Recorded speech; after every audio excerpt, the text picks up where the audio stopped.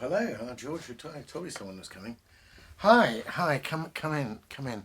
Do you know, I was showing you some art in the room before. I thought that would be interesting to look up. And look, you're right in front of the very thing I want to show you.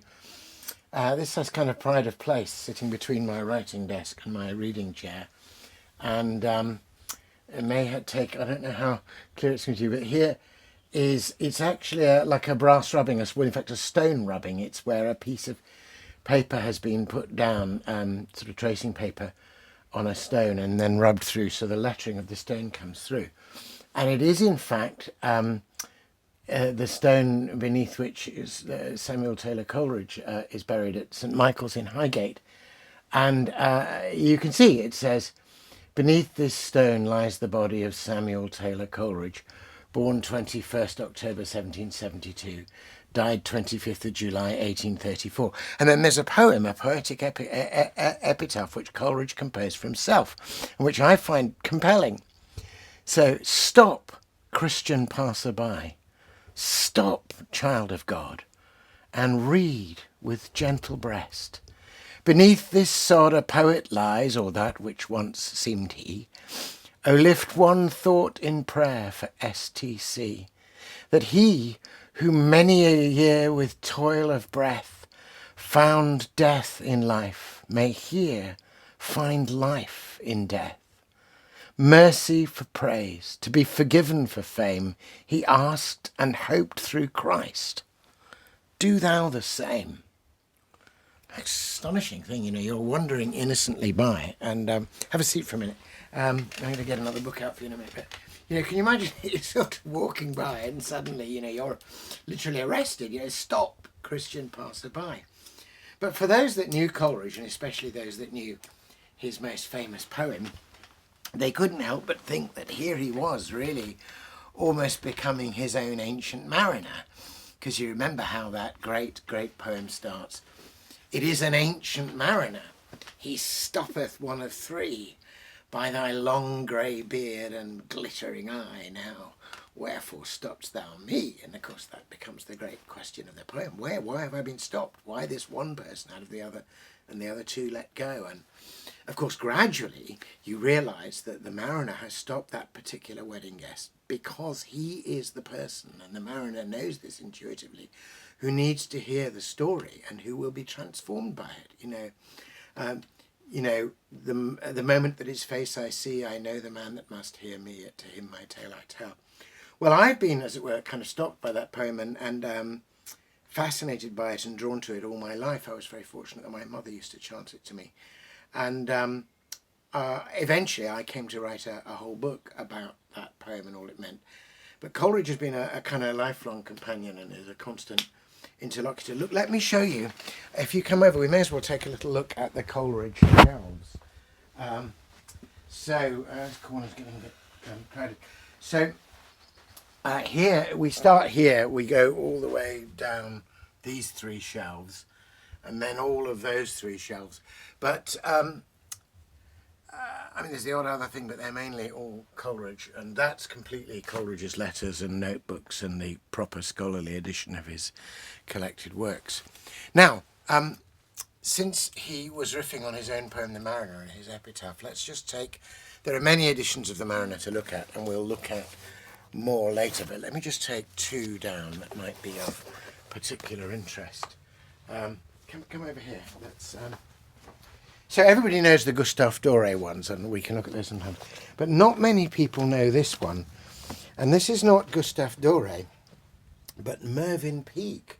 Mervyn Peake, the great author of the Gormenghast trilogy, but also a very fine artist. And I find these, well, you can see the Mariner dealing with the old, particularly haunting. Look at that.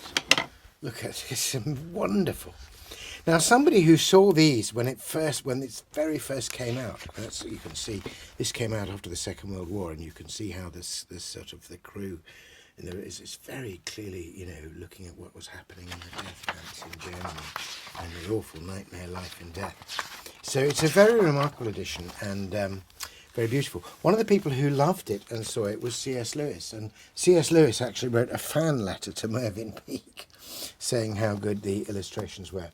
Now I've got out another one, an older one, and not by any means the oldest mariner I have, but I think possibly for personal reasons the most precious, as well as really an interesting one.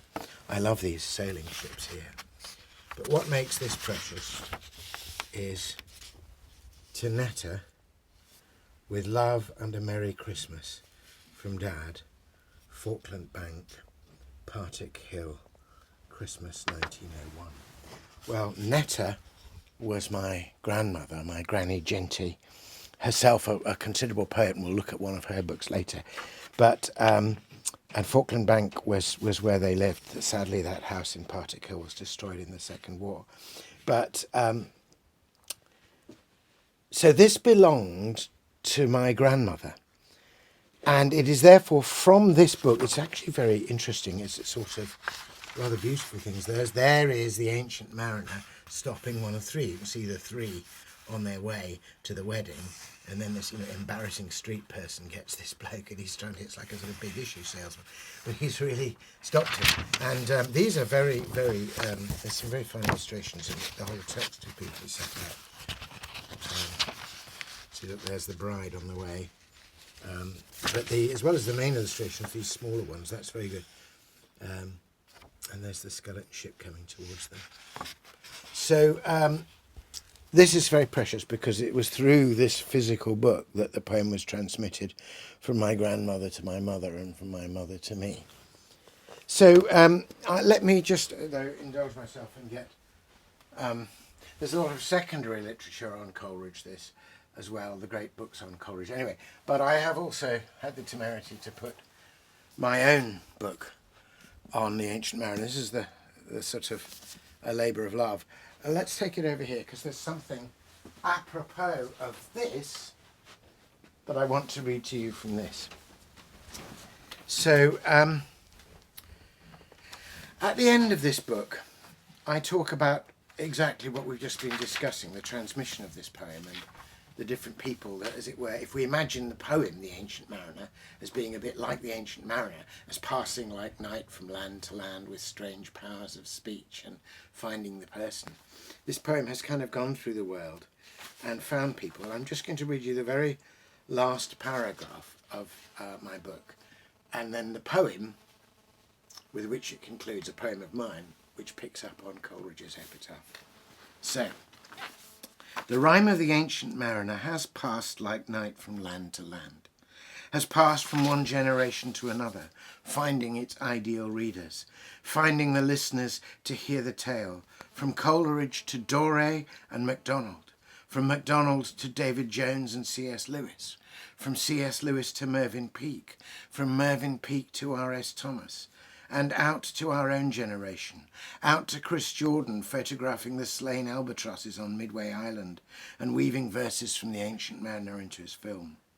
And this tale found me also, and drew me into its orbit, transfixed me with its spell, sent me out again, a sadder and a wiser man. Perhaps as you close the pages of this book it will find you too. And then I finish with a poem which starts with a line from that. Stop, Christian passer-by, stop, child of God. You made your epitaph imperative and stopped this wedding guest. But I am glad to stop with you and start again, to live from that pure stream, the pure source, the all-renewing stream, whose living power is imagination, and know myself a child of the I Am, open and loving to his whole creation. Your glittering eye taught mine to pierce the veil, to let his light transfigure all my seeing, to serve the shaping spirit whom I feel, and make with him the poem of my being. I follow where you sail towards our haven, your wide wake lit with glimmerings of heaven.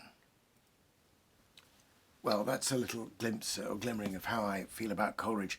Actually, later on, when you call round on other occasions, we might read a bit of The Ancient Mariner together. It's a very telling poem for our time, I think.